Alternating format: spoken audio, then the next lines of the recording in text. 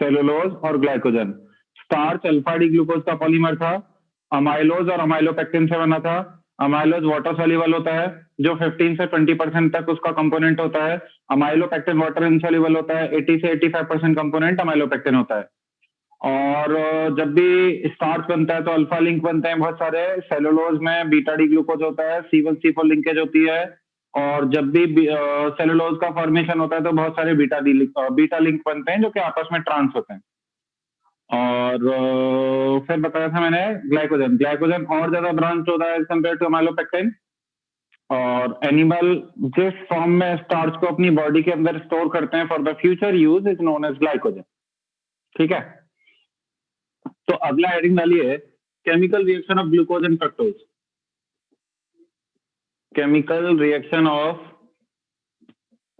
Glucose and fructose.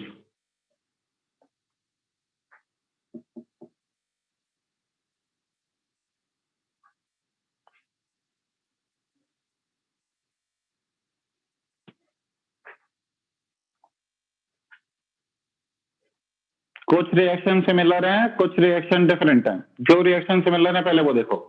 Glucose को, अब board पे देखते रहो, मैं बता दूंगा कब लिखना है। ग्लूकोज को रिप्रेजेंट कैसे करते हैं? CHO, CHOH, ऐसे 4 कार्बन का सेट होता है और सबसे नीचे CH2OH लगा रहता है। ये ग्लूकोज का शॉर्ट में रिप्रेजेंटेशन है। वैसे ही अगर मैं फ्रक्टोज का शॉर्ट में रिप्रेजेंटेशन करूं तो CH2OH, C double bond O, CHOH whole thrice, ये 3 लगे रहते हैं और सबसे नीचे रहता है CH2OH। ये फ्रक्टोज का शॉर्ट में रिप्रेजेंटेशन है। सबसे पहले मैं अगर बात करूं रिएक्शन विद KCN की, तो दोनों ही KCN के साथ रिएक्शन करेंगे in presence of acidic medium. Aldehyde ketone KCN की प्रेजेंस में साइनोहाइड्रिन का फॉर्मेशन करता है। पहले वाले में ग्लूकोज का साइनोहाइड्रिन बनेगा, दूसरे वाले में फ्रक्टोज का साइनोहाइड्रिन बनेगा। यानी कि इसमें यहाँ पे CN रहेगा, ऊपर OH रहेगा, बचा हुआ एज इट इज लिख दूंगा CHOH होल 4 CH2OH। और यहाँ के केस में OH और CN रहेगा, यहाँ पे लिख दूंगा CHOH होल थ्राइस CH2OH। इसका नाम होता है ग्लूकोसाइनोहाइड्रिन, ग्लूकोसाइनोहाइड्रिन। और इसका नाम होता है फ्रक्टोसाइनोहाइड्रिन, फ्रक्टोसाइनोहाइड्रिन। वैसे ही सेकंड इनकी इस पे ऊपर डालोगे reaction with KCN, second reaction heading डालोगे reaction with red phosphorus and HI। आपको याद है रेड फॉस्फोरस और HI तब तक काम करता था जब तक सारे ऑक्सीजन निकाल के हाइड्रोजन ना लगा दे, है ना। तो अगर मैं बोलूं कि यहां पर मेरा ग्लूकोज का मॉलिक्यूल है CHOH होल 4 इन CH2OH नीचे है, P in presence of HI डालते हैं। हर एक पे O हटा के हाइड्रोजन लगाओगे तो 6 कार्बन का N हेक्सेन फॉर्म हो जाएगा, क्योंकि ऑक्सीजन हटता जाएगा, हाइड्रोजन जुड़ता जाएगा। सिमिलरली अगर मैं यही बात फ्रक्टोज के केस में बोलूं, आई कैन से दैट यहां पे भी ऑक्सीजन हटा हटा के जब आप हाइड्रोजन लगाओगे तो फिर से एन हेक्सेन का ही फॉर्मेशन होने वाला है in presence of red phosphorus and HI। ठीक है, तो ये 2 रिएक्शन है, नोट करो।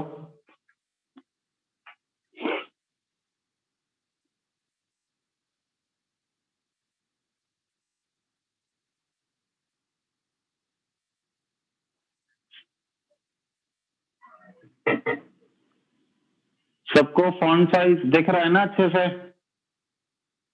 इससे बड़ा क्या लिखूं? 2 ही मॉलिक्यूल बनाए, एक इधर एक इधर।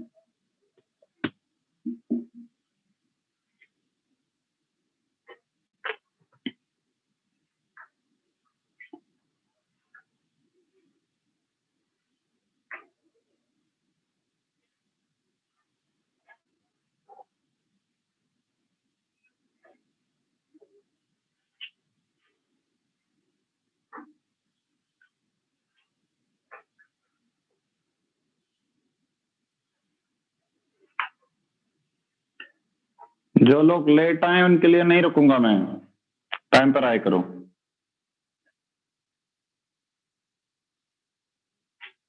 नोट हो गया वहां तक? ठीक है।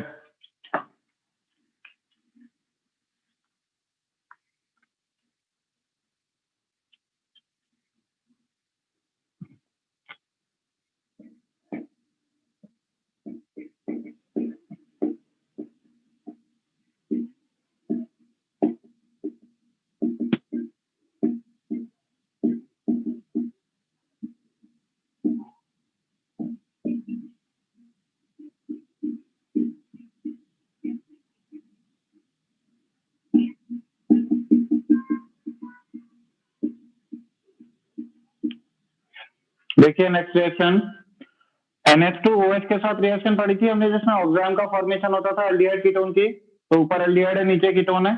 क्या होता है? इसका O, इसका H2 पानी बाहर, C डबल बॉन्ड N का फॉर्मेशन। सिमिलरली यहाँ पे इसका O, इसका H2 पानी बाहर, तो यहाँ पे बन जाएगा C डबल बॉन्ड N और उस पर OH, यहाँ एक तरफ रहेगा लोन पेयर और बाकी सब कुछ किसी के साथ रिएक्शन नहीं होने वाली है, तो CHOH होल फॉर CH2H और नीचे बन जाएगा C double bond N and OH, एक तरफ लोन पेयर रहेगा। यानी कोई बहुत खास रिएक्शन नहीं है।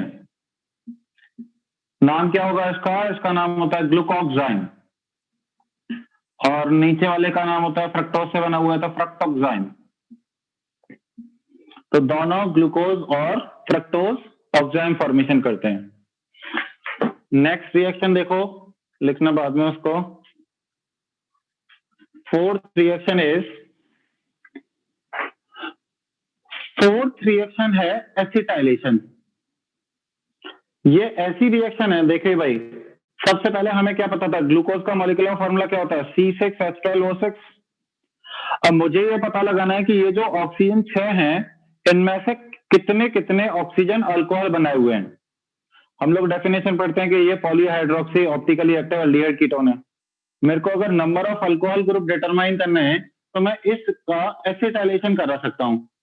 तो जब मैंने ग्लूकोज का एसिटाइलेशन कराया, यानी कि जब मुझे फॉर्मूला नहीं पता था, तो यहां पे एसिटाइलेशन कराने के लिए डालेंगे एसिटिक एनाइड्राइड।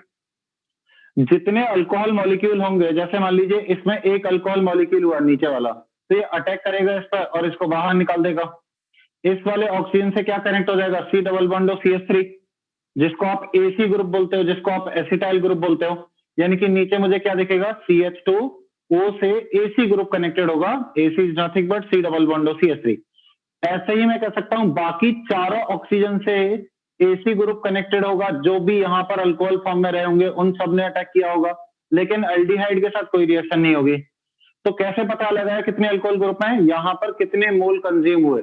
अगर एक मोल के साथ 5 मोल कंज्यूम होते हैं तो मुझे पता लग जाता है कि एक मॉलिक्यूल के अंदर 5 मॉलिक्यूल ऑफ अल्कोहल है, 5 ग्रुप हैं OH के। ठीक है, ये बात समझ में आ रही है सबको? सिमिलरली फ्रक्टोज का एसिटाइलेशन करेंगे।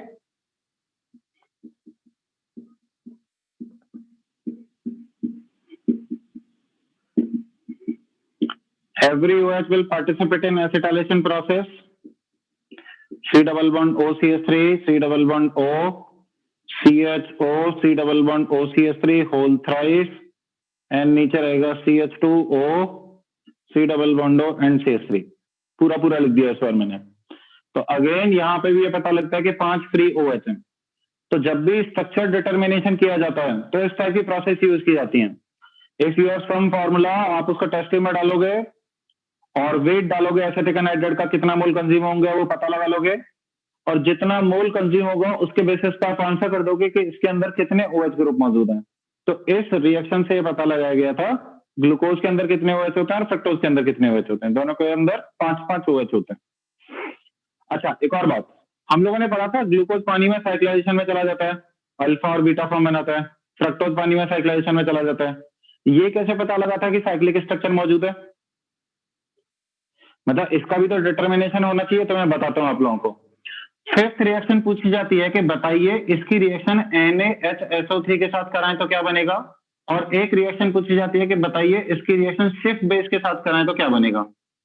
मैं आपको याद दिला दूं, NaHSO3 टेस्ट हमने एल्डिहाइड कीटोन में पढ़ा था, सारे एल्डिहाइड और सारे मिथाइल कीटोन के साथ पॉजिटिव टेस्ट देता है। सिर्फ टेस्ट भी हमने एल्डिहाइड कीटोन में पढ़ा था, ये एल्डिहाइड के साथ पॉजिटिव टेस्ट देता है। इसका मतलब ये है कि अगर ये मान लीजिए ये दोनों टेस्ट पॉजिटिव दिखाता पानी में डालने पे, तो मैं कहता कि जो मेरे पास स्ट्रक्चर है उसमें एल्डिहाइड ग्रुप मौजूद है, इसका मतलब ओपन चेन स्ट्रक्चर ही है। लेकिन पानी में जब मैं टेस्ट कराने गया तो ये टेस्ट भी नेगेटिव आया और ये टेस्ट भी नेगेटिव आया, जो कि ये शो करता है कि जो साइक्लिक स्ट्रक्चर है उसमें से एल्डिहाइड ग्रुप और ketone group in case of fructose वो खत्म हो चुका है। कैसे खत्म होता था याद करो, ये वाला ऑक्सीजन अटैक करने चला जाता था CHO पर और OH का फॉर्मेशन कर लेता था।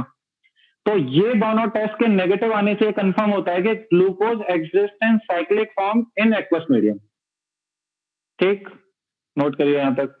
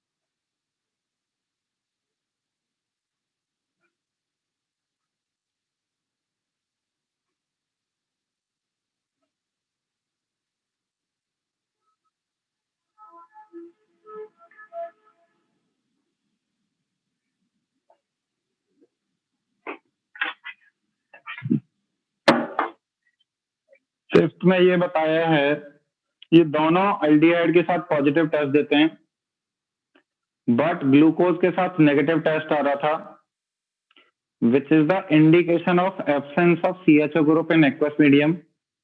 और अगर आप जब अल्फा और बीटा डी ग्लूकोज का स्ट्रक्चर ध्यान से देखोगे तो उसमें एल्डिहाइड ग्रुप होता भी नहीं है। इससे मुझे पता लगा था कि एल्डिहाइड एल्डिहाइड में न रह के अटैक करके रहता है, साइक्लिक फॉर्म में रहता है।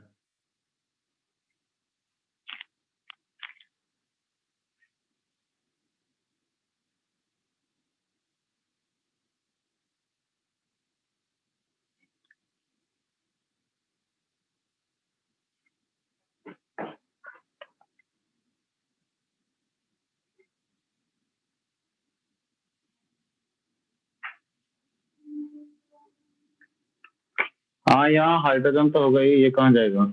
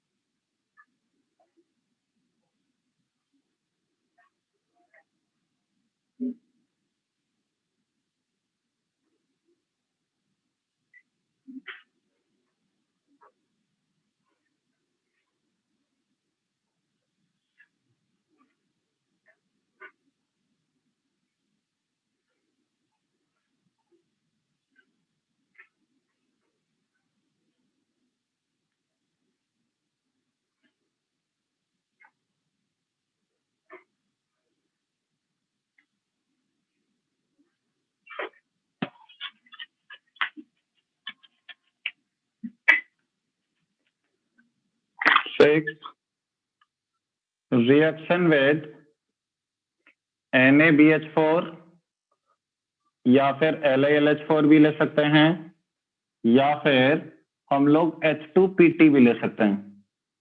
इन तीनों के साथ रिएक्शन करने पर क्या बनता है?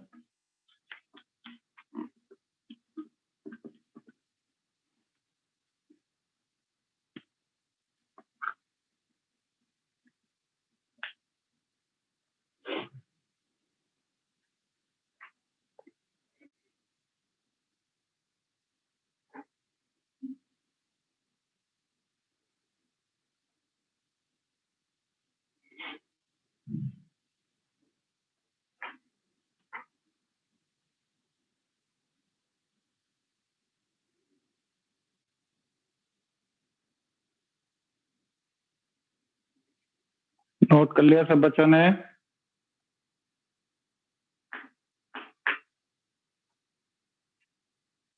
ठीक है, तो देखिए ये तीनों रिड्यूसिंग एजेंट होते हैं, ये बात पता है सबको। NaBH4, LiLH4 और H2PT। हमारे पास कौन कौन से फंक्शनल ग्रुप मौजूद हैं? एल्डिहाइड मौजूद है और कीटोन मौजूद है। एल्डिहाइड कीटोन को हर एक को रिड्यूस कर देता है। LiLH4 भी रिड्यूस करता है, NaBH4 भी रिड्यूस करता है और H2PT भी रिड्यूस कर देता है। किस में कन्वर्ट करेगा? अल्कोहल में कन्वर्ट करेगा। देखो C डबल बॉन्ड O है ना, उसके पाई बॉन्ड को तोड़ के हाइड्रोजन हाइड्रोजन लगा दो, तो ये वाला ऑक्सीजन OH में कन्वर्ट हो जाएगा, इस वाले कार्बन पे हाइड्रोजन आ जाएगा। लेकिन प्रोडक्ट क्या क्या बनते हैं, ये बड़ा इंटरेस्टिंग क्वेश्चन है। जैसे अगर मैं एल्डिहाइड की बात करूं, मतलब ग्लूकोज की बात करूं जिसमें एल्डिहाइड होता है, CHOH होल 4 CH2OH, इनमें से कोई भी डाल दो, जैसे सपोज करो NaBH4 डाल दिया मैंने, ये रिड्यूस होकर कन्वर्ट हो जाएगा CH2OH में, और नीचे भी क्या लगा हुआ है? CH2OH। अब ये CHOH होल 4 लिखने का मतलब ये है कि जैसा ग्लूकोज में वैसा ही यहाँ होगा। ग्लूकोज में कैसा होता था? एक OH यहाँ पे, एक OH यहाँ पे, दो OH यहाँ पे, बची हुई जगह हाइड्रोजन होते हैं। तो ये जो मॉलिक्यूल मिलता है, इस मॉलिक्यूल का नाम होता है डिसॉर्बिटॉल। ऑल लगाते हैं अल्कोहल के लिए। तो जब भी डी ग्लूकोज का रिडक्शन मैं कराता हूं, तो मुझे प्रोडक्ट मिलता है डिसॉर्बिटॉल। तो ऐसे याद रखना है, D sorbitol is the reduction of D glucose. लेकिन अगर इसकी जगह मैं फ्रक्टोज का कराऊं, देखिए जरा यहाँ पे क्या होगा, CHOH होल थ्राइस था और यहाँ पे CH2OH था। अगर मैं इसमें NaBH4 डालता हूं, इसके केस में ये कायरल सेंटर नहीं बन रहा है, तो ऊपर से OH आए या नीचे से OH आए, ये तो दोनों सेम बनने वाले हैं। लेकिन यहाँ के केस में जब इसका रिडक्शन होगा, sp2 है, H माइनस ऊपर से भी आ सकता है, H माइनस नीचे से भी आ सकता है, यानी कि इसका OH राइट में भी हो सकता है, इसका OH लेफ्ट में भी हो सकता है। अगर इसका OH राइट में हुआ तो ये इस फॉर्मेट को रिपीट कर जाएगा, एग्जैक्टली सेम स्ट्रक्चर बन जाएगा अगर ये वाला OH राइट में हुआ तो। देखो ध्यान से, इसका मतलब एक बार एक प्रोडक्ट तो इसका डिसॉर्बिटॉल ही होने वाला है, लेकिन एक केस वो बनेगा जब OH इधर साइड होगा, है ना। अब मेरे को ये बताओ तुम लोग, एक हमने ऐसा स्ट्रक्चर पढ़ा था जिस समय यहाँ एल्डिहाइड था और OH इधर साइड था, जो कि C2 एपीमर था डी ग्लूकोज का, उसका नाम पता है किसी को? C2 epimer that is D mannose. अगर डी मैनोज का रिडक्शन कराऊंगा तो ये CH2OH में कन्वर्ट होगा जिसमें OH इधर साइड होगा। इसका मतलब देखो क्या मिलेगा, चलो मैं स्ट्रक्चर बना ही देता हूँ। देखो OH मिलेगा, बाकी के जो तीन कॉन्फ़िगरेशन है वो एग्जैक्टली ग्लूकोज जैसे होंगे, लेकिन ये वाला कॉन्फ़िगरेशन ग्लूकोज से जस्ट उल्टा होगा जो मैनोज को मैच करता है। लेकिन ये मैनोज नहीं है, मैनोज में तो यहाँ एल्डिहाइड होता था, ये मैनोज का रिड्यूस्ड फॉर्म है। यहाँ पे मैं लिखूंगा CH2OH, इसीलिए इसका नाम होता है डी मैनिटॉल, क्योंकि मैनोज से डराइव हुआ है, ये मैनोज का रिडक्शन वाला फॉर्म है। तो डी ग्लूकोज रिड्यूस करने पर देता है डी ऑर्बिटल एक प्रोडक्ट, लेकिन यहाँ लेफ्ट और राइट हो सकते हैं। अगर ये राइट साइड होगा तो डी ऑर्बिटल ही बनेगा, अगर ये लेफ्ट साइड होगा उसको बोलते हैं डी मैनिटॉल, क्योंकि वो मैनोज का रिड्यूस्ड फॉर्म है ना। समझ आ रहा होगा सब लोगों को लॉजिक इसके पीछे। यहां तक इसको लिखो, फिर आगे बढ़ते हैं।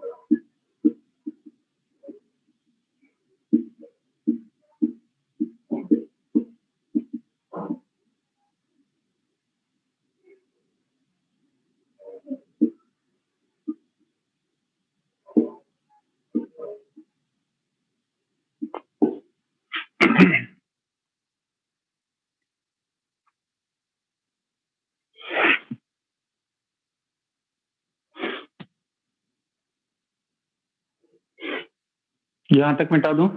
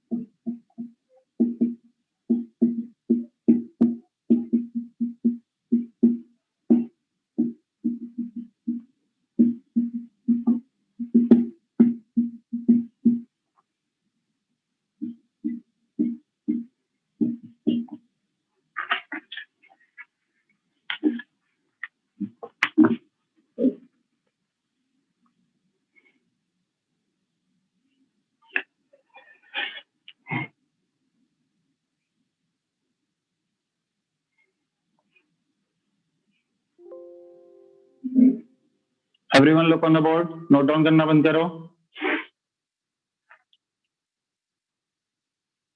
लेफ्ट साइड में मैग्नेटोल, एक डी ऑर्बिटल था, एक डी मैग्नेटोल था, है ना।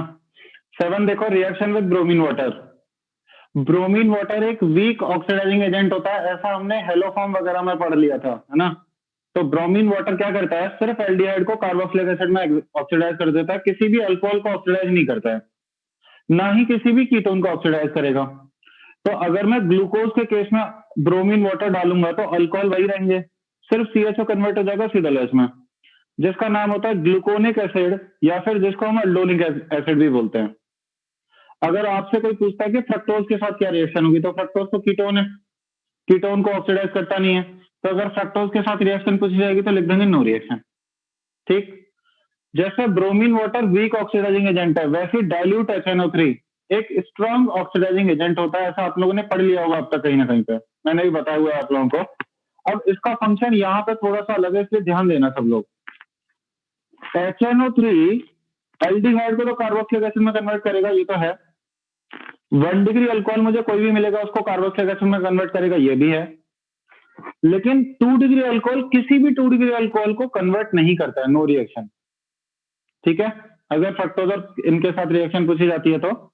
और अगर मान लो आपके पास कीटोन है, तो कीटोन में लेफ्ट से भी कट करता है और राइट से भी कट करता है, दोनों तरफ OH लगा के ऑक्सीडेशन कर देता है। कीटोन के केस में अगर मान लो अनसिमेट्रिकल कीटोन है, तो पहले लेफ्ट से काटेगा, दोनों तरफ OH लगाएगा, ऑक्सीडेशन करा देगा, फिर राइट से काटेगा, दोनों तरफ OH लगाएगा, ऑक्सीडेशन करा देगा। ध्यान दीजिए, सबसे पहले मैंने इस ग्लूकोज के मॉलिक्यूल में HNO3 डाला है। HNO3 अगर मैं डालूंगा तो CHOH जो 2 डिग्री अल्कोहल है वो तो एज इट इज रहेंगे, और जो एल्डिहाइड ग्रुप है वो कार्बोक्सिलिक एसिड में कन्वर्ट हो जाएगा, और जो 1 डिग्री अल्कोहल है वो भी कार्बोक्सिलिक एसिड में कन्वर्ट हो जाएगा। और इस एसिड का नाम होता है सैकरिक एसिड। इसलिए मान लो आपने ग्लूकोनिक एसिड लिया और उसमें HNO3 डाल के रिएक्शन करा के पूछा क्या बनेगा, तो सीडोलेस तो ये है 2 डिग्री के साथ रिएक्शन नहीं करता है, सिर्फ 1 डिग्री अल्कोहल के साथ रिएक्शन करानी है, तो इसको सीडोलेस में कन्वर्ट कर देंगे, तो ग्लूकोनिक एसिड भी HNO3 के साथ रिएक्शन करने पर सैकरिक एसिड देगा। वीक में आधे रास्ते तक पहुंचेगा, सिर्फ ऊपर वाला ऑक्सीडाइज होगा, स्ट्रॉन्ग में पूरे तक पहुंच जाएगा। ठीक, पूछा ये जाएगा कि अगर मान लो ग्लूकोज की जगह फ्रक्टोज हो और आप HNO3 के साथ रिएक्शन कराएं तो क्या बनेगा। याद दिला दूं मैं आपको, फ्रक्टोज में OH का जो ओरिएंटेशन होता था वो ऐसा होता है, ग्लूकोज के 3 नीचे के पास। ध्यान देंगे, सबसे पहले मैं ये बता रहा हूं आपको कि मान लीजिए मैंने यहां से कीटोन वाला बॉन्ड काटा, जिसके बारे में बात कर रहा था कि कीटोन के एक बार लेफ्ट से काटता है, एक बार राइट से काटता है। अगर मैंने ये बॉन्ड काटा तो ऊपर भी OH देगा, नीचे भी OH देगा। अगर नीचे OH देगा तो कैन आई से दैट ये कार्बोक्सिलिक एसिड में कन्वर्ट हो जाएगा, ये वाला कार्बन ये कार्बोक्सिलिक एसिड में कन्वर्ट हो जाएगा। जो 3 OH वाले ग्रुप हैं वो तो सारे 2 डिग्री हैं, उनके साथ तो कुछ नहीं करने वाला है, और नीचे वाले 1 डिग्री अल्कोहल के साथ कार्बोक्सिलिक एसिड दे देगा। अगर मैं OH का ओरिएंटेशन लिखूं तो 2 OH राइट साइड है और 1 OH लेफ्ट साइड है। इससे ऊपर वाले पार्ट के साथ क्या हुआ होगा, इससे ऊपर वाले पार्ट के साथ एक बॉन्ड काट के OH आया होगा, क्योंकि इस बॉन्ड को काट के OH देना था। समझ आ रहा है सब लोगों को? बोर्ड की तरफ ध्यान देंगे तो बिल्कुल समझ में आएगा। तो इस बॉन्ड को काट के OH अगर दोगे तो यहां से पानी बाहर निकालोगे, जो कि बना लेगा एल्डिहाइड, और एल्डिहाइड चूंकि ऑक्सीडाइज हो जाता है दोनों तरफ से तो बना लेगा H2CO3, जो कि H2 और पानी CO2 में कन्वर्ट हो जाता है। पता है आपको ये वाली बात? अब बात करते हैं कि अगर इसने यहां से बॉन्ड कट किया होता तो क्या होता। ये बॉन्ड नंबर 1 के प्रोडक्ट हैं, ये जब बॉन्ड नंबर 1 कट किया तब के प्रोडक्ट है। अगर बॉन्ड नंबर 2 कट करूंगा तो क्या प्रोडक्ट बनेगा? तो मैं बोलूंगा नीचे वाले पे OH आ जाएगा। क्या मैं बोल सकता हूँ यहाँ पे 2 OH आ जाएंगे, इस पर 2 OH आते ही ये C डबल बॉन्ड O में कन्वर्ट हो जाएगा जिसका ऐसा, तो क्या मैं बोल सकता हूँ ये वाला कार्बन एल्डिहाइड में कन्वर्ट हो गया, और जो कार्बन एल्डिहाइड में कन्वर्ट हो गया उसको COOH में कन्वर्ट करने में क्या चीज रहा हूं, वो तो कन्वर्ट हो ही जाएगा। बचेंगे यहाँ पे 2 alcohol group which are on right side, और एक 1 degree alcohol which will finally convert into carboxylic acid.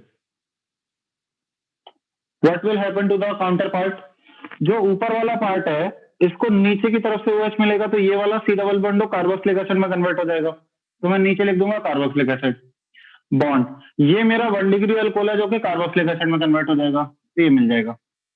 आप जानते हैं इस वाले एसिड का नाम होता है ऑक्सैलिक एसिड, और आप नहीं जानते हैं इस वाले एसिड का नाम होता है टार्टरिक एसिड।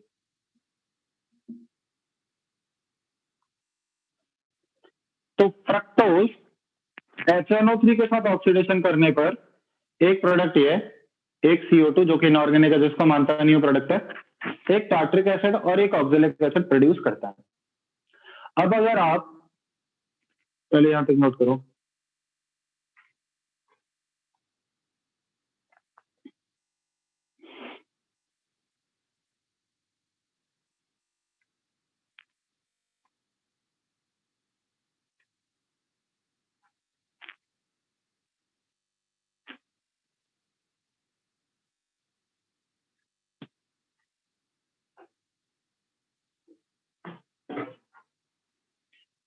गीतेश ये ग्लूकोज और फ्रक्टोज की रिएक्शन है।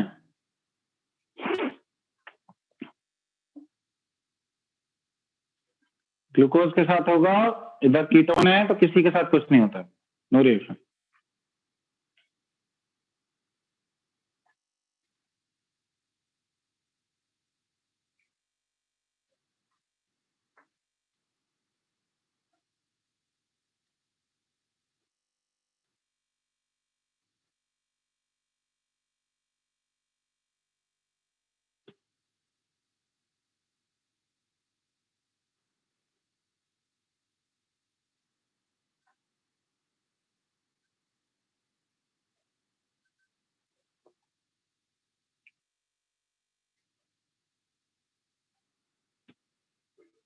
HNO3 है, ये ब्रैकेट था HNO3।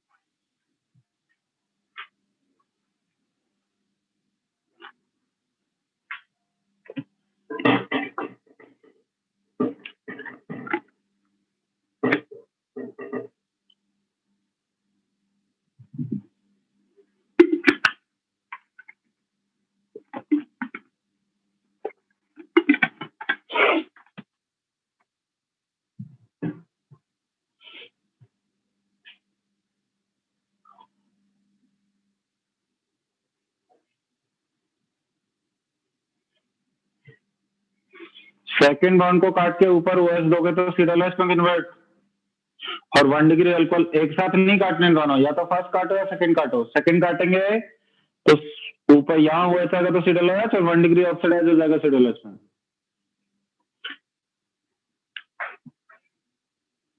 या तो टॉप वाला कट करेंगे या बॉटम वाला।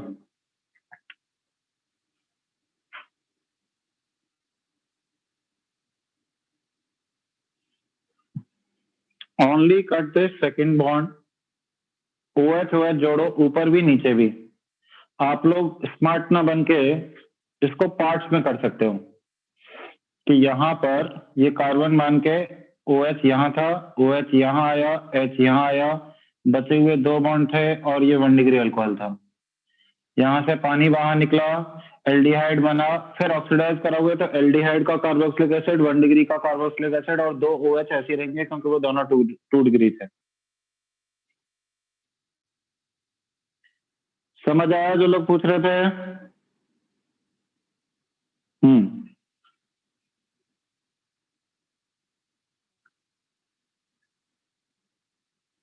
अभी भी नहीं समझ आया इतना सब कुछ लिखने के बाद?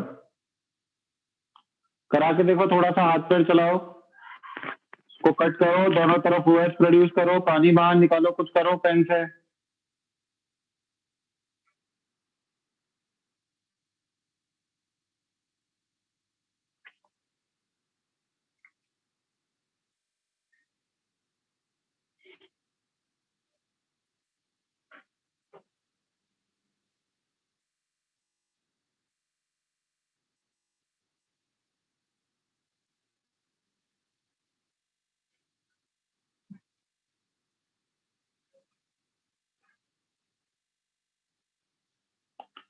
जैसे 1 बॉन्ड बोला है तो तुम लोग खुद से कॉपी में काट के OH बना के देखो और फिर करा के देखो तो तुम्हें समझ आएगा क्या लिख रहा है। 2 बॉन्ड बोला है तो सिर्फ 2 को काट के OH लगा के देखो और फिर कन्वर्ट करो, बन जाएगा खुद से।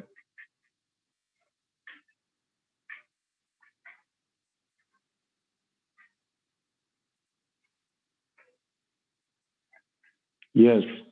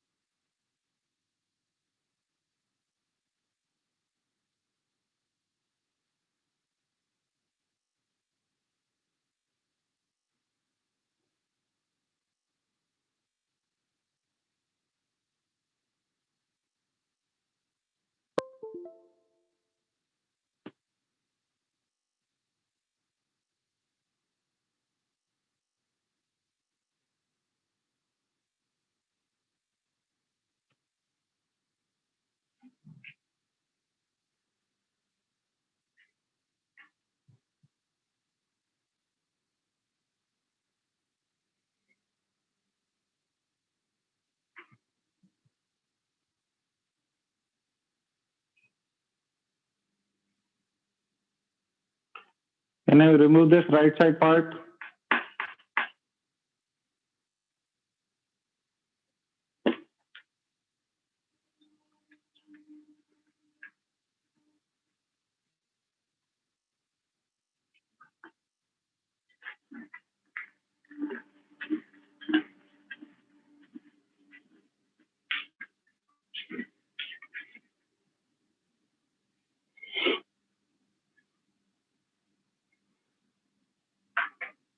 रेज हैंड करके लिखो जो लोग नोट कर रहे हैं।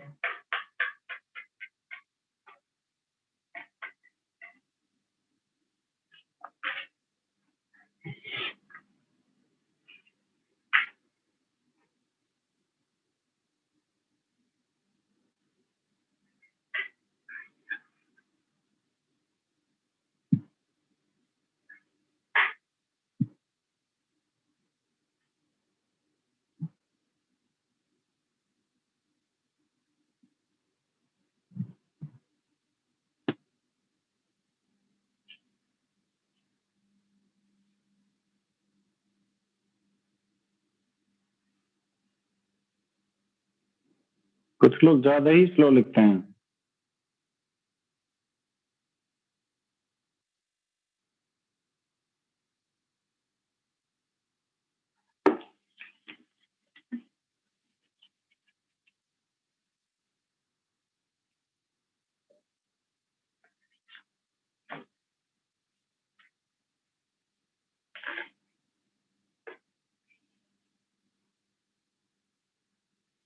देखो जैसे मैं इसको मिटाते मिटाते तुम लोगों को टार्ट्रिक एसिड समझा देता हूँ कैसे बना। व्हाट आई एम सेइंग, इस बॉन्ड को काटना है एंड क्या लगाना है ऊपर से OH, फिर क्या करोगे, यहाँ से OH OH पानी बाहर निकालोगे तो यहाँ पे क्या मिल जाएगा, C डबल बॉन्ड OH, जिसका ऑक्सीडेशन कराओगे तो यहाँ पे क्या मिल जाएगा, C डबल OH, और 1 डिग्री का ऑक्सीडेशन कराओगे तो क्या मिल जाएगा, C डबल OH। समझ गया, है ना।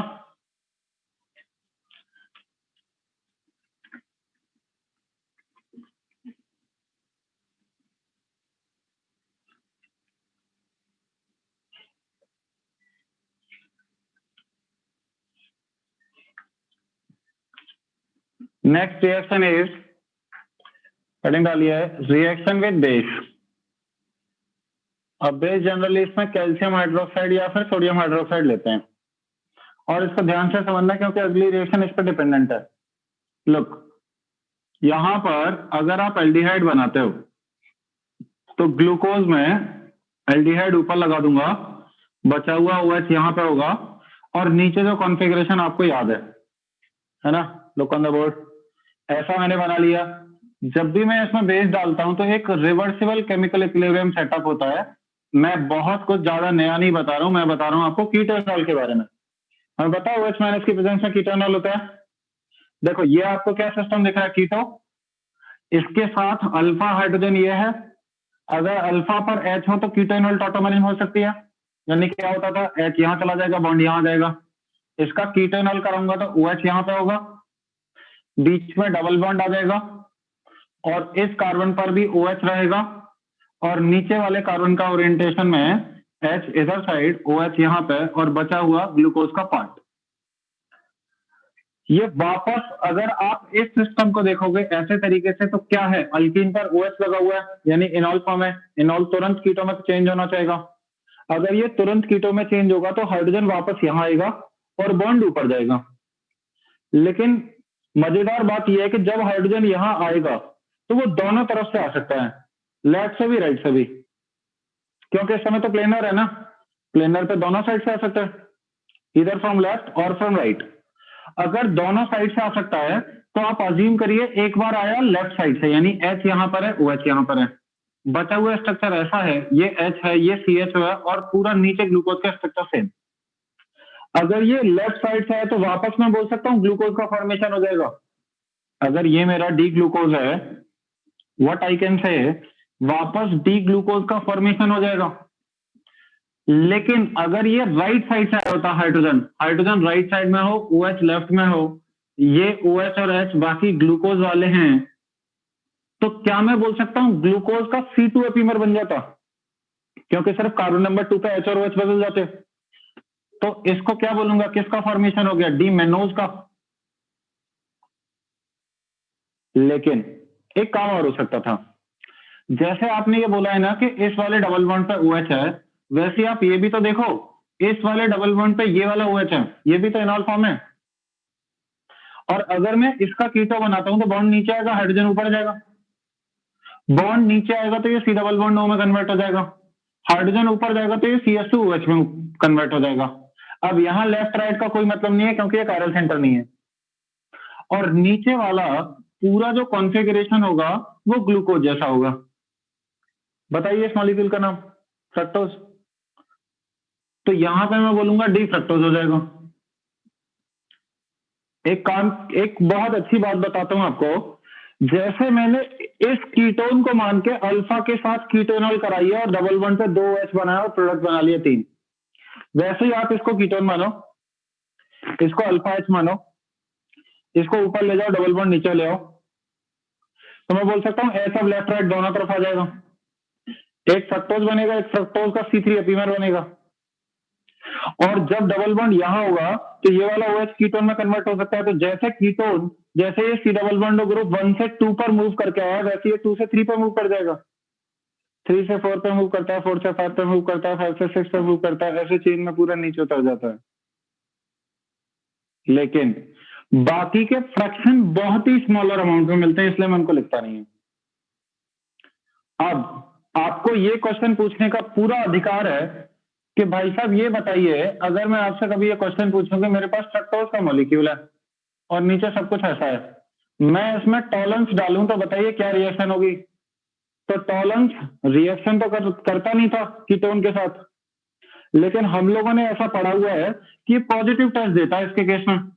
कहां पढ़ा था?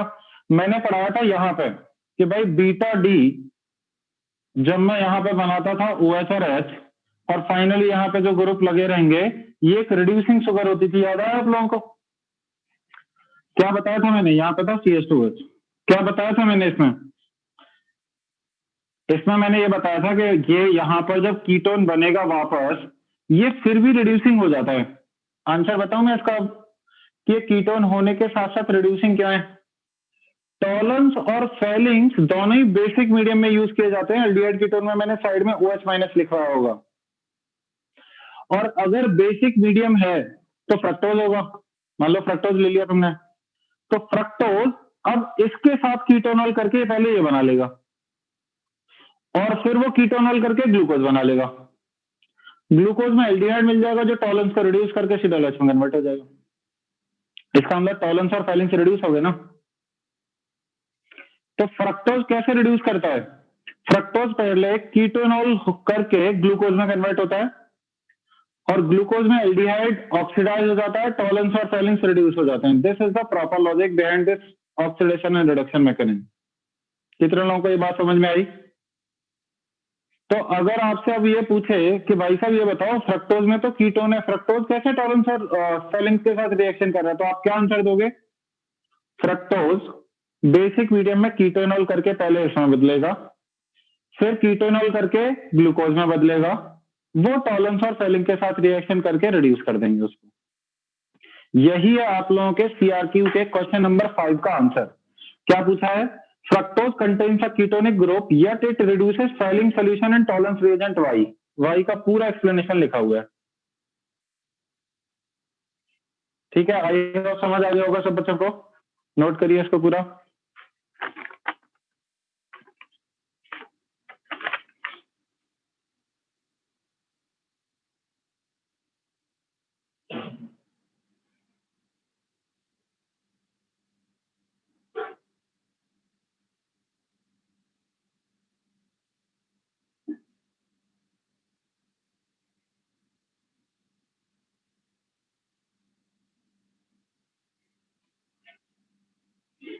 बीटा डी फ्रक्टोज पहले डी फ्रक्टोज ओपन चेन में कन्वर्ट होता है, वो इसमें कन्वर्ट होता है, वो इसमें कन्वर्ट होता है, जो टॉलरेंस पॉजिटिव दे देता है।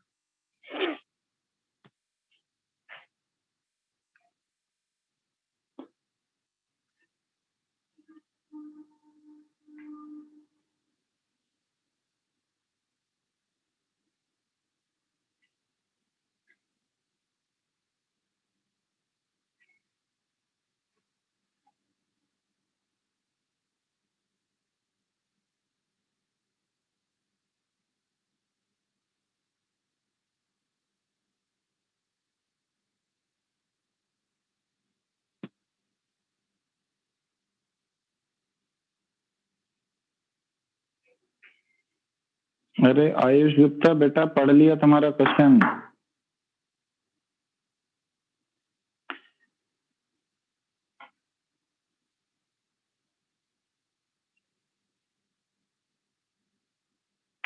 डेफिनेटली ये और ये आपस में टॉटोमर हैं, लेकिन इनके और इनके बीच में रिलेशन बताएंगे तो ये रिलेशन बताएंगे, ये टॉटोमर है, ये टॉटोमर।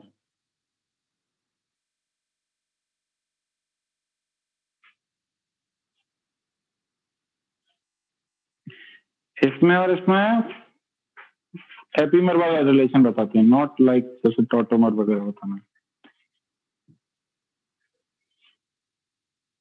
ये दोनों तो है ही नहीं ना स्ट्रक्चरल आपस में, ये सिर्फ stereo. How can I define them tautomer? तो क्वेश्चन गलत पूछा है तुमने। टॉटोमर स्ट्रक्चरल आइसोमर होते हैं तो हाइड्रोजन की कनेक्टिविटी बदलनी चाहिए कार्बन से दूसरे कार्बन पर।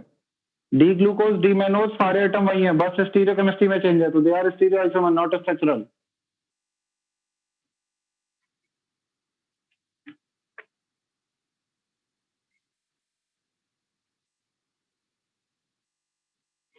पूरी कहानी चाहो तो अपने शब्दों में लिख सकते हो। बीटा डी फ्रक्टोज मैंने इसलिए बना दिया है, पहले डी फ्रक्टोज में कन्वर्ट होता है, फिर वो कीटोनॉल करके डी ग्लूकोज में कन्वर्ट होता है, फिर वो टॉलरेंस फेलिंग्स के साथ रिएक्शन करके ऑक्सीडाइज हो जाता है। CHO कन्वर्टेज इनटू COOH करो।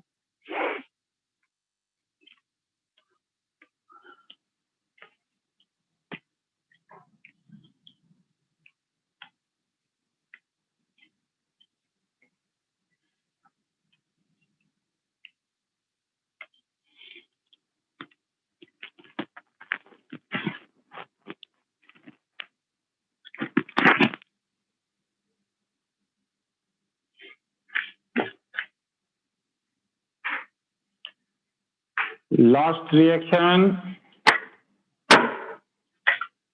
is ozone formation.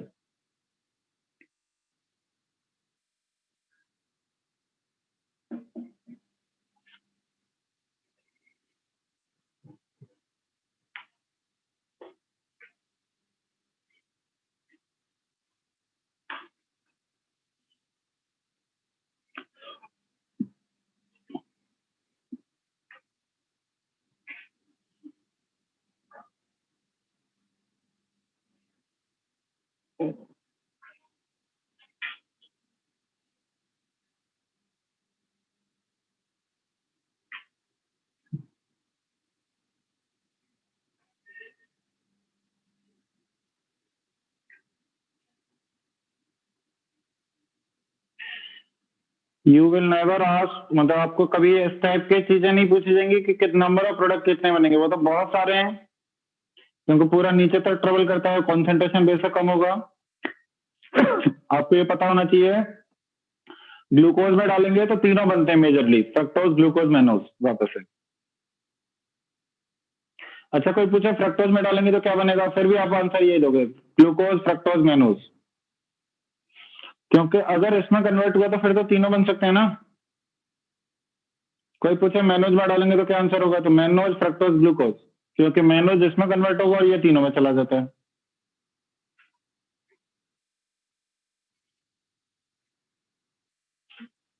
डन।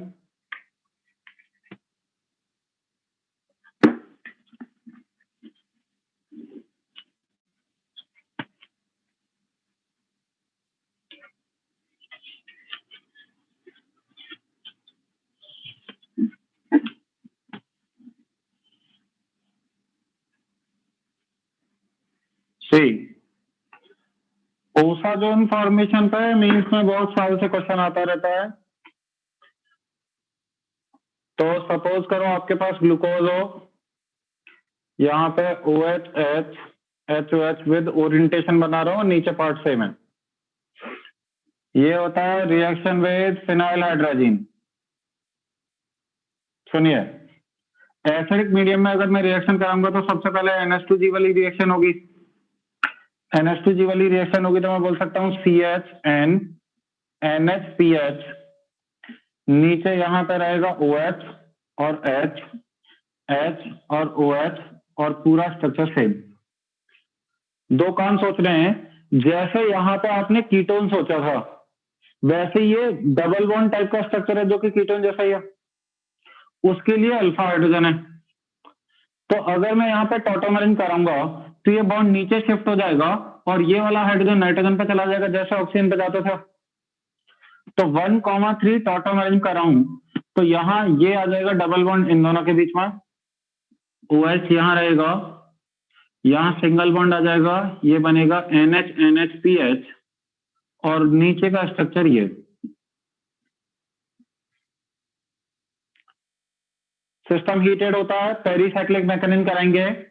ये हाइड्रोजन है, अगर मैं नंबरिंग कर दूं इसको 1 2 3 मान लूं, इसको 4 5 6 मान लूं, तो एक 6 मेंबर रिंग बनती हुई नजर आएगी आपको। 6 और 1 के बीच में बॉन्ड, यहाँ ये बॉन्ड शिफ्ट होगा, 4 और 5 के बीच में एक एक्स्ट्रा बॉन्ड आ जाएगा। What you will see, CH double bond NH, single bond C double bond O, पूरा सिस्टम सेम HOH, नीचे का पूरा सिस्टम सेम। ये जो यहाँ का H था वो NH के साथ कंबाइन होकर PH NH2 बाहर निकल गया, तो एनिलीन बाहर। समझ आ रहा है सबको पेरीसाइक्लिक? ठीक है, इसके बाद अगला स्टेप क्या होगा, 2 मोल आएंगे फिनाइल हाइड्रोजन के।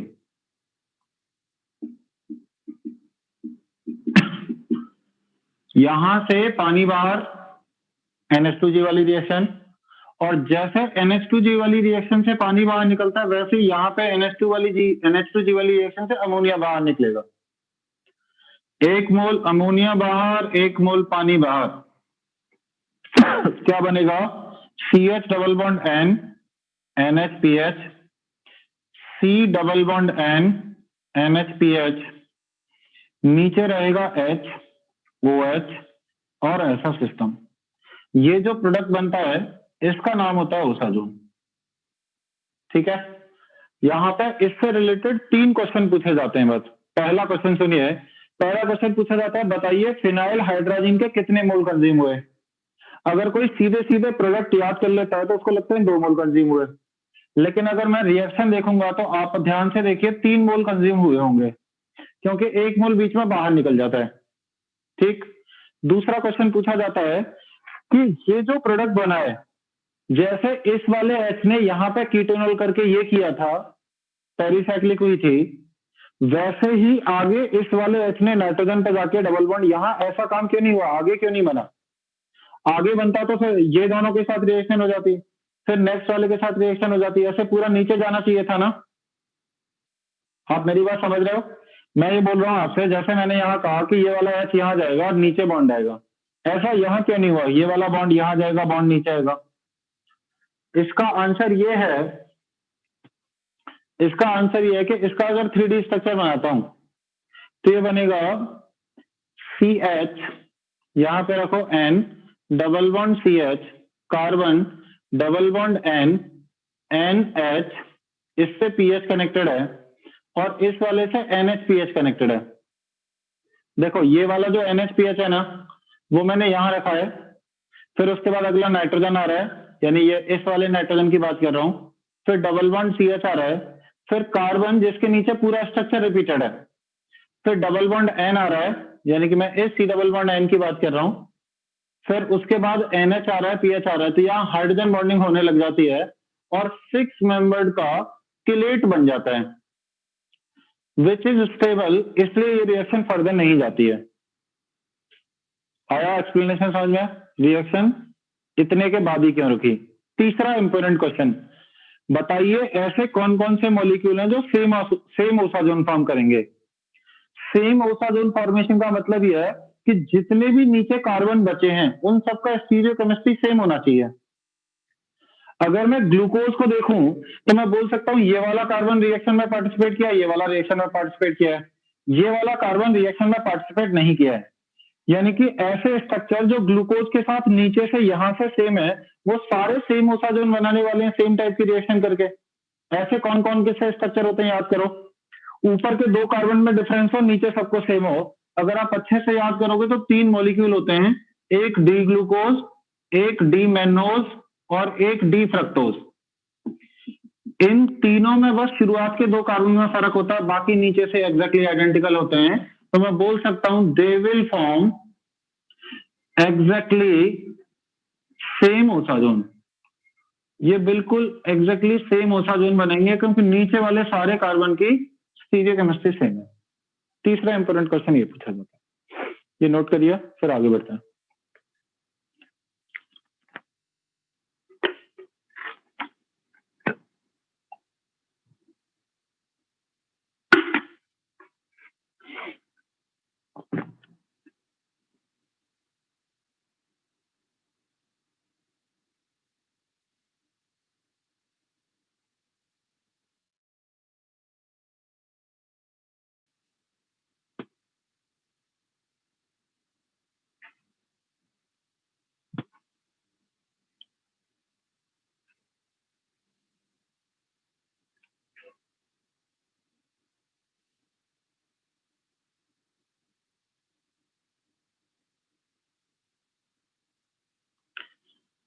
पहला मोल कंज्यूम हुआ, ऐसा बना, ये बाहर निकल रहा है, फिर यहाँ पे 2 मोल और कंज्यूम हुए, ये बना, तो फाइनल ओसाजोन तक पहुंचने के लिए टोटल 3 मोल कंज्यूम हुए।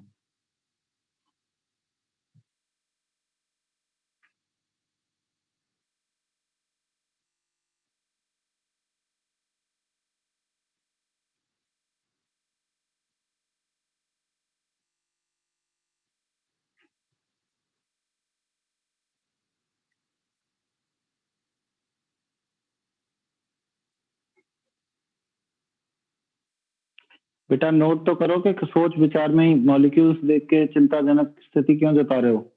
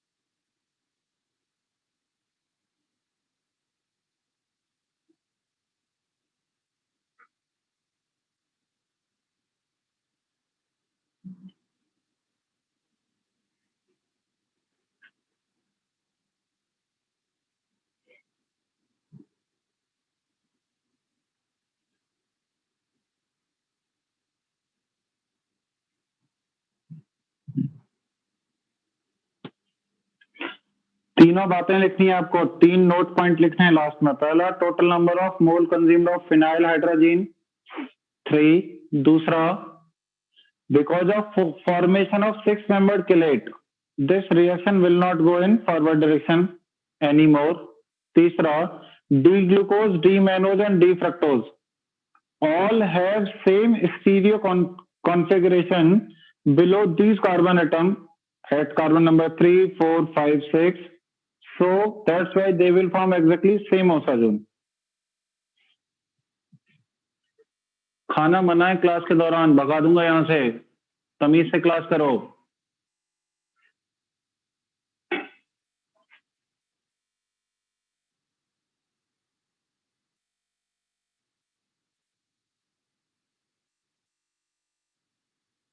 जिसको सीखना है, कुछ पढ़ना है, वो बैठो यहाँ पे।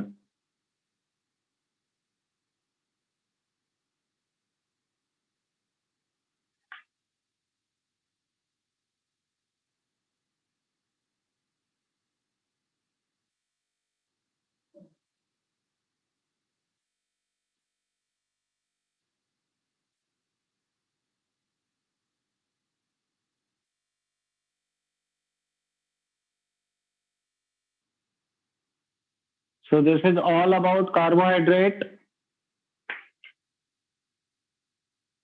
Now I will start protein. Second point ये था, 6 मेंबर्ड चेलेट स्टेबल होता है इसलिए रिएक्शन आगे नहीं जाती। और थर्ड पॉइंट नीचे मैंने लिख के दिया है, D glucose, D mannose, D fructose will form exactly same osazone. देखिए बोर्ड पे जरा। फर्स्ट पॉइंट पहले एरो के नीचे लिख रहा है, 3 मोल कंज्यूम होंगे।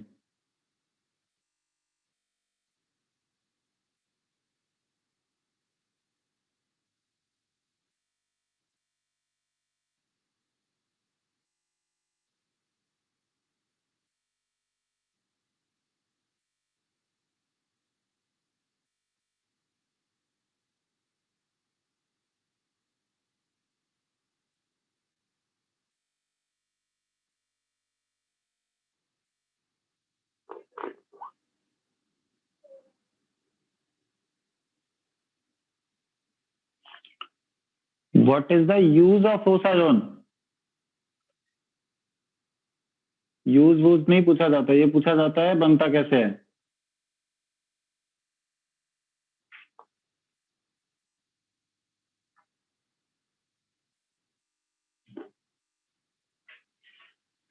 Logic behind third point was, आप देखो जरा, ओसाजोन में पहले 2 कार्बन का इन्वॉल्वमेंट है। अब यहाँ कीटोन हो या यहाँ हो, इसका OH इधर हो उधर हो, यानी ग्लूकोज हो मैनोज हो, वो सारा कुछ फाइनली आके देने वाला है। यानी कि अगले कॉन्फ़िगरेशन हर एक के केस में सेम रहने वाले हैं।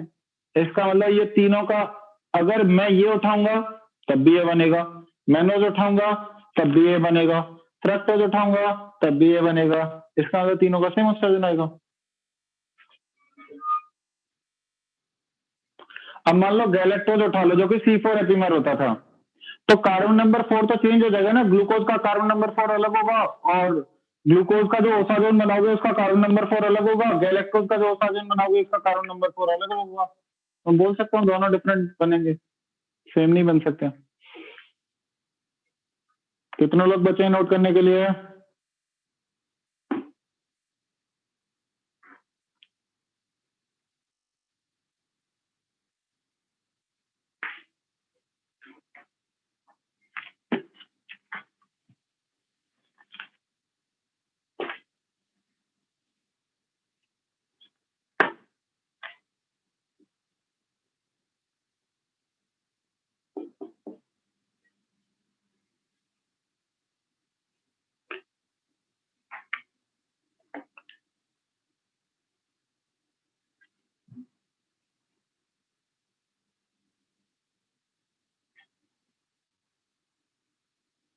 ठीक है, हेडिंग डालो protein.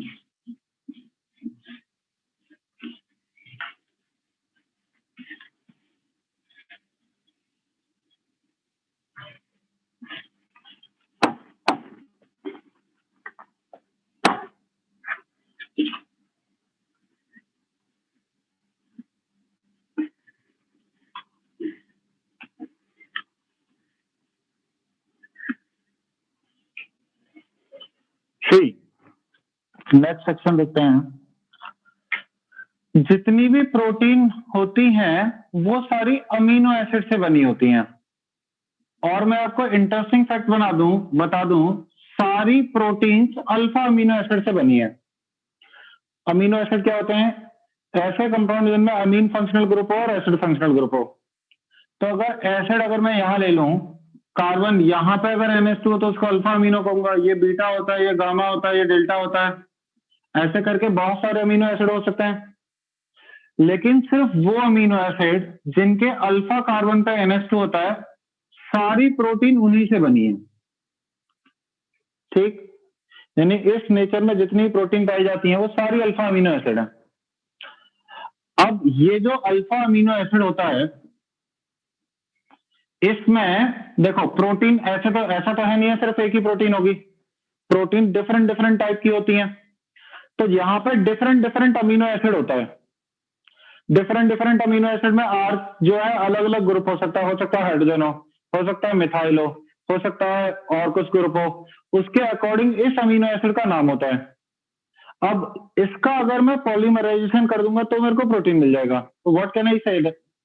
Protein is polymer of alpha amino acid. Alpha amino acid का पॉलीमर बना देंगे तो प्रोटीन का फॉर्मेशन हो जाता है। लेकिन यहाँ पे एक छोटी सी कंडीशन रखी हुई है, उसका जो मास है वो 10,000 AMU से ज्यादा होना चाहिए। एनसीईआरटी में लिखा हुआ है, उन्हीं स्ट्रक्चर को हम प्रोटीन बोलते हैं, उनसे छोटे स्ट्रक्चर को प्रोटीन नहीं बोला जाता है। ठीक, तो सबसे पहले मुझे जानना है कि यहाँ पे अमीनो एसिड में आर क्या क्या ग्रुप हो सकता है। तो सबसे पहले मैं बता रहा हूँ, आर अगर H हुआ तो दोनों हाइड्रोजन हो जाएंगे। इसका स्ट्रक्चर बनेगा NH2CH2COOH। ये सारे याद करने हैं हमको, तो अभी याद कर लो। इस वाले स्ट्रक्चर को मैं बोलता हूं ग्लाइसिन, जिसका 3 लेटर कोड होता है GLY और जिसका 1 लेटर कोड होता है कैपिटल G। अगर R यहाँ पे CH3 होता है तो यहाँ पे CH3 होगा स्ट्रक्चर, और पूरा स्ट्रक्चर यहाँ पे NH2COOH और H ऐसा हो जाएगा। इसका नाम होता है एलानीन, जिसका 3 लेटर कोड AL है और 1 लेटर कोड होता है कैपिटल A। अगर R यहाँ पे हो CH2PH तो यहाँ पे CH2PH कनेक्ट करके स्ट्रक्चर तो बना ही लेंगे, है ना? वो नहीं बना रहा हूं मैं, R कनेक्ट कर लेना। इसका नाम होता है फिनाइल एलानीन। फिनाइल एलानीन, जिसको PHE बोलते हैं और 1 लेटर कोड P होता है। आपको 1 लेटर कोड और 3 लेटर कोड नहीं याद हो चलेगा, लेकिन ये जरूर याद होने चाहिए किस आर के लिए क्या नाम होता है। जेई मेंस में हर साल इस लिस्ट से एक क्वेश्चन आ रहा है। तो बायोमोलिक्यूल से अगर मेंस में क्वेश्चन कहीं उठता है तो वो ये वाली लिस्ट है। मैं आज